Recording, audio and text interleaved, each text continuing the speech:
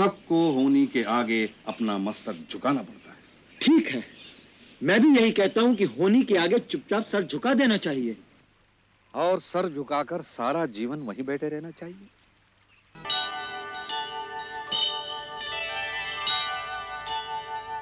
धर्म, अर्थ, काम और लौकिक सदाचार तुम स्वयं ही नहीं जानते हो। आचार्यों द्वारा धर्म के स्वरूप को ठीक ठीक जाने बिना ही आज तुम मुझे धर्म का उपदेश देना चाहते हो। मेरी निंदा करते समय तुम मुझे एक अबोध बालक के समान दिखाई दे रहे हो। तुम स्वयं चपल हो और चंचल चित्त वाले अजितात्मा वानर तुम्हारे मंत्री हैं। जिस तरह एक अंधा दूसरे अंधे को रास्ता दिखाए, वैसे ही तुम्हारे चपल मंत्री तुम्हें परामर्श देते हैं। फिर तुम धर्म का विचार कैसे कर सकते हो? धर्म के सूक्ष्म स्वरूप को कैसे समझ सकते हो? धर्म की बात तो दूर रही, अपने अपरिमित बल के मद में चूर होकर तुमने तो सामान्य लौकिक आचार व्यवहार का विचार भी कभी नहीं किया।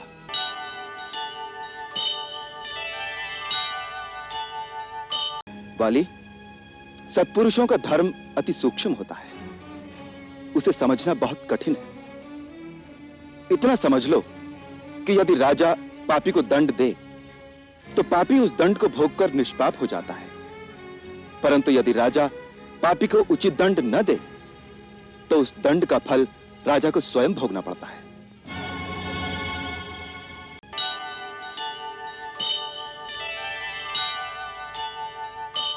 सबको होनी के आगे अपना मस्तक झुकाना पड़ता है।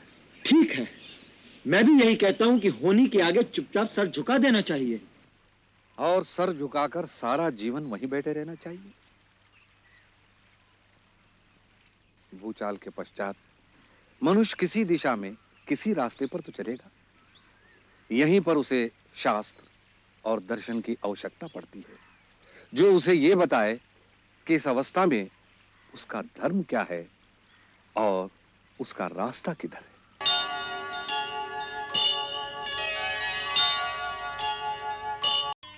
धन्य हो प्रभु, कैसी शिक्षा दे रहे हो सबको। प्राणी मात्र को सिखा रहे हो कि होनी को किस प्रकार स्वीकार करना चाहिए। और देखो पुत्री, तुम्हारी कितनी प्रशंसा कर रहे हैं। ये तो प्रभु की उदारता है, अपने सेवकों की बड़ी शोभा करते हैं। वो ये भी जानते हैं कि मुझ में जो शक्ति और दृढ़ता है वो उन्हीं की दी हुई है। फिर भी उत्साह बढ़ाने के लिए अपनी सेविका की प्रशंसा अवश्य करते हैं।